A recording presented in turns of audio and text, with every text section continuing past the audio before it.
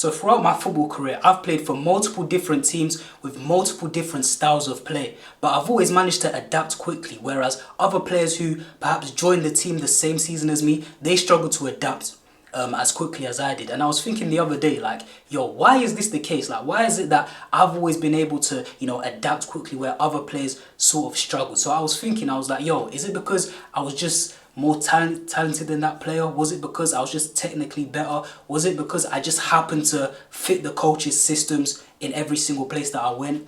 Or was it that, I was just able to get on, my teammates' good side better than the other players who were joining the team? And I was thinking about it and I was like, yo, it's not really any of those things.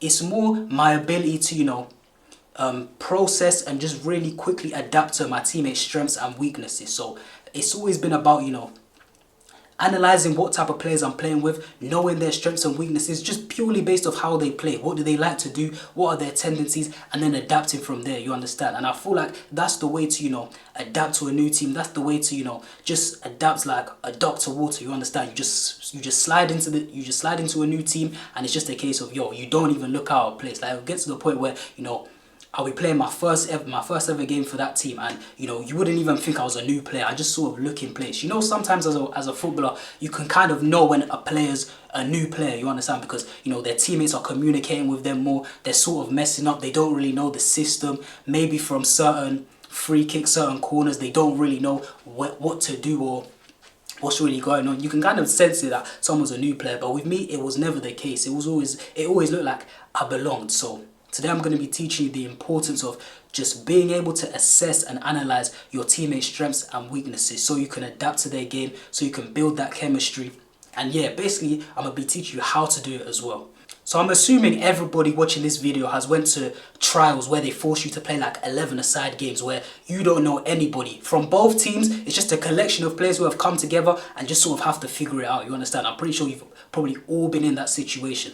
Now the thing is, to be successful in that situation, you have to just sort of 2 minutes into the game, you just sort of have to know and just sort of recognize, okay, which type of players are you playing with? This is how you will pass your trials. This is how you'll be successful in your trials, in joining a new team also.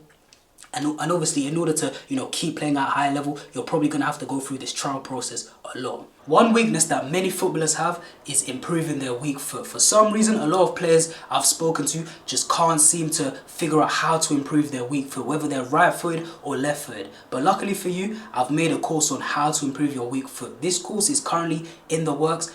In this course, I'm going to be showing you drills. I'm going to be teaching you how to get better at, different aspects of the game in terms of your weak foot. So passing, your shooting, your dribbling. And I'll be teaching you stuff outside of the pitch that can actually help your weak foot as well, things that no other football YouTuber is talking about. So if you're interested, if you want to improve your weak foot, click the first link in the description, get the course, and trust me, you won't regret. Your weak foot will 100% improve. So for example, let's say I'm at the trial game, I don't really know anybody and I'm playing in centre mid. Let's say I give the ball to the winger and he goes 1v1 every single time, you understand? He goes 1v1 every single time and I can just immediately tell after like 2-3 minutes, okay, cool. This winger, he doesn't like to pass the ball. He doesn't like to pass the ball. He's a bit greedy, so what do?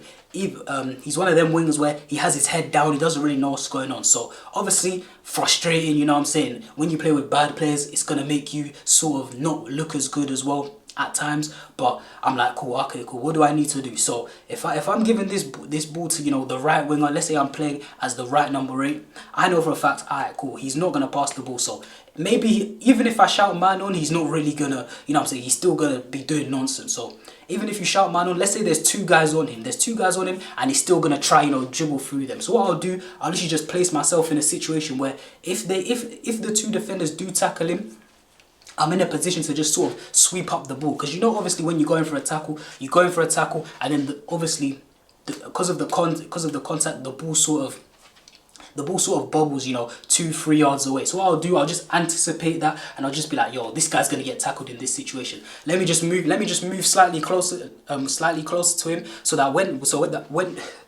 when he does get tackled, the ball just bobbles to me. I can just step in, hold off my man, and just sort of restart the play. You understand?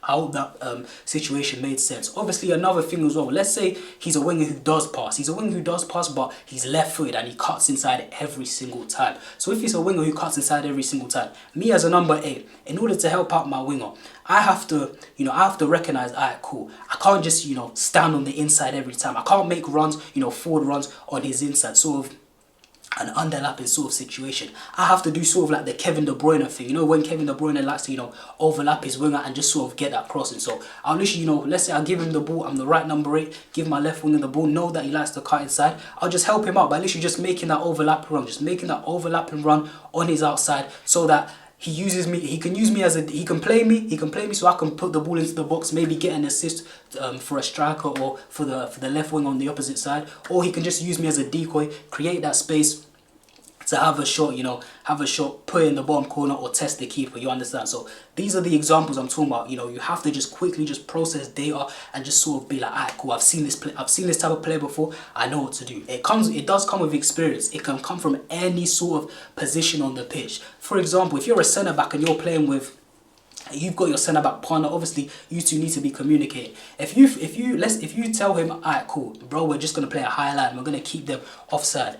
But if you realize that, this guy is struggling, or you realize that one of your fullbacks are just struggling with the balls over the top, their winger is just absolutely cooking them, you understand? The winger is just sort of, faking to receive the ball and then spinning in behind, and then he's getting done every single time. If you see that as a centre back, you just have to quickly adapt and be like, alright, cool, this fullback, he's not quick at all. So let's take 5 steps back. Let's take 5 steps back to help him out, you understand? But for some reason, players, I know it sounds very, very basic, like literally just the basic adaptations of football, but some people at trial games don't do this, They're so, I feel like it's a case where players are so locked in with, just themselves, just their overall performances, that they don't realize that actually, getting on page with their teammates will actually help out their game so much more, you understand? I feel like a lot of people are just sort of self-indulging their game, you know what I'm saying? But I get it, at the end of the day, it's individual performances. Every man for themselves. I do get that mentality.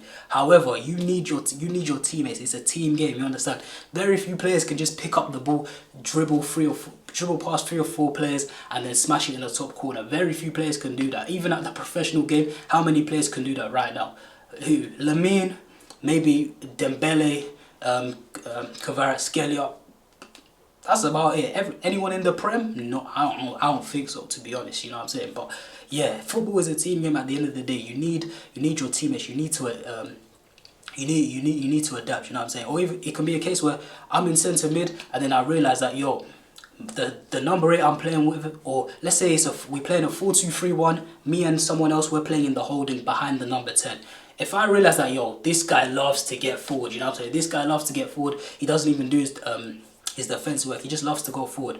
I'm gonna just sit and I'm just gonna play the number 6 role. You understand? Normally I might want to play the number 8 role where I'm box to box, but if I sense that this guy's a bozo and he just keeps going up and he's not telling me, you just sit back as a number 6. You know what I'm saying? You can't be like, oh, fuck this guy. If he's going up, I'm going up as well. Like I'm not gonna let him outshine me in my position. It's sort of like, nah, you just have to adapt. Obviously talk to your midfield partner, but if he's just head lost and he's not listening, it's simply just a case of, I'm gonna just sit back, I'm gonna play this number 6 role. Every single time the ball goes forward and we're on the attack, I'm gonna just sit in, protect my defense, even though it's not my quote-unquote preferred position. It's just ways you have to adapt, you know what I'm saying? So it sounds very, very basic, but I feel like when it comes to trial games, when it comes to people joining a new team, I feel like they're so focused on, impressing the coaches, getting on the ball, doing this, doing that, where it's like they don't actually consider their team, they don't consider their teammates. They don't think, alright, cool, I need my teammates and me to be on the same page to, actually win the game. Like it's been that's how you actually have successful trials, you understand? It's not where you look around at your teammates, you're like, oh, they're so shit, like let me just do this all myself. It's always the successful trials I've had. It's always the times where everybody's on the same page. Preferably you want loud players on your team, loud players who like to communicate, they like to talk, because obviously you don't know everyone's sort of weaknesses, but obviously communicating helps. But it's just always the players where it's like they just acknowledge and they accept, alright, cool, this player likes to do this player likes to do this. You just sort of know, and once you've played football for a long time, you just sort of know different builds, different archetypes. You can see it when we're warming up, like when we're warming up, maybe doing like a possession drill. You can see, you know, who likes to do what type of archetype players what type of archetype a player is, you know what I'm saying? You can see by their size, their stature, their height, what's it called? Their attributes, what they like to do. Are they a pass first player? Are they a dribble first player? Are they quick? Are they more controlled in their tempo? You just know, you just sort of know these things, and in order to, you know, keep passing trials, keep leveling up, you're just gonna have to learn the skill of, you know, processing and just analyzing, you know, just sort of downloading the data. I like to call it downloading the data of just, yo, okay, cool, I know this player already, I know this player already. You just have to sort of be like a cyborg, you know what I'm saying? You look at a player, you see him play for, you know, 2-3 minutes, maybe even before, you know, this 11-a-side game, just in the warm-up, you just sort of process data, okay, cool, what type of player he is. Or you just go up and ask everyone, yo, what's everyone's favourite position? So you hear their favourite position, then you watch them train, you watch them warm up, maybe the first 5 minutes of the game, and then you just process that, and you're just like, alright, cool, I know what type of player this guy is, let me adapt accordingly. So how do you actually level this ability up? The ability to, you know, quickly process and just have that know-how on, okay, what type of players you're playing with, even if you don't know them. And in my opinion, the best way to do this is to play pick-up games, because pick-up games, you don't know anybody, you don't really know anybody's ability. Like, it can get chaotic, it can get hectic in like the first 5 minutes, but trust me, once the game settles down, playing pick-up games helped me so much. So for me, for example, in 2020, I started going to, you know, my local Astro, just really going, you know. It got to the point where I sort of got familiar with certain people, because, you know, certain people were always there at, you know, the same times as me, but most of the times I didn't really know the players. You know, you'd go there, you know, you meet people, and then you just say, yo, are you trying to run a match? And then you end up just running matches, you know, 7-a-side, 9-a-side. Sometimes there's so many people to the point where it's like, yo, we have to do like a 7-a-side tournament with like 4 different teams, or 2 teams sit out, and we do like first to 2 goals, you understand? But yeah, through doing that over like the last 5 years, you know, I've seen pretty much every single player. So I sort of, now sitting here in 2025, I sort of just know every single player. I've seen every single archetype. I just need, even by the way someone does like kick-ups, or by the way someone warms up. If someone's warming up, you know, if someone's warming up doing kick-ups, you know, doing kick-ups, I can tell, okay, the kick-ups are pretty smooth, the control is there, you know what I'm saying? So he's probably a centre midfielder. Or if they literally just get the ball and they just start shooting at the goal, they just start shooting, they're probably going to be a striker, or they're a centre-back, just because, you know, centre-backs be moving mad. They'd be thinking, yo, that they can play striker, you know what I'm saying? So they're probably that guy. Obviously, like I said before, you know, somebody's player build, just their height, their build, you sort of just know. If it's a tall, lanky brother, he probably plays on the wing. If it's a more short, you know, low center of gravity guy, he's more likely to play in a central area. Could play on the wing, but more likely to play in a central area, you feel me? Or if it's just a big brother who's quick, and you can tell he's just got that Antonio Rudiger build, you just sort of know, okay, cool, this guy's a centre back, you know what I'm saying? And if he's a black player, you already know he's not a goalkeeper, you know what I'm saying? You just know.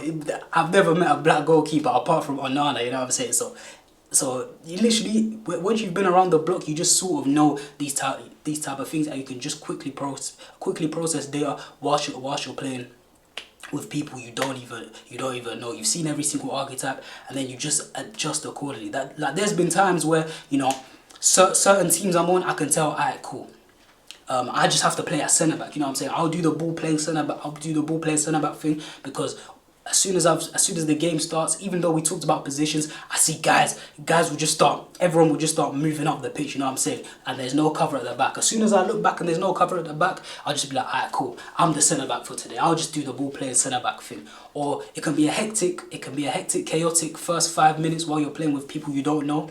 However, and then you might not get the ball, but then, you know, what I do, I'm just constantly looking for, you know, spaces on the pitch. What spaces can I occupy? You know, where can I actually, you know, receive the ball and actually help my team and actually do damage. Like, there's been times where I'll start off at centre mid, you know. I'll tell guys, alright, cool, let's say it's like a 9-a-side game. I'll tell guys, alright, cool, I'm starting in centre mid. But for some reason, the space isn't really in the middle. So I'll just sort of, you know, start to drift off left, start to drift off right, and then all of a sudden I'll be like, yo, right here, their left winger's getting the ball a bit too much. Alright, cool, let me step into a more right back position. And then I find myself, even at right back, just sort of getting the ball more, having more of an impact on the game, you know what I'm saying? So these sort of pickup games are crucial. They're going to help you, like I said, in your trials, just adapting in your trials, and they're also going to help you joining a new team. Let's say you're the only new guy in the team. It's going to help you adapt so much, get acclimatized, you know, what the coach wants from you, what your teammates want from you, and you can just have that smooth transition and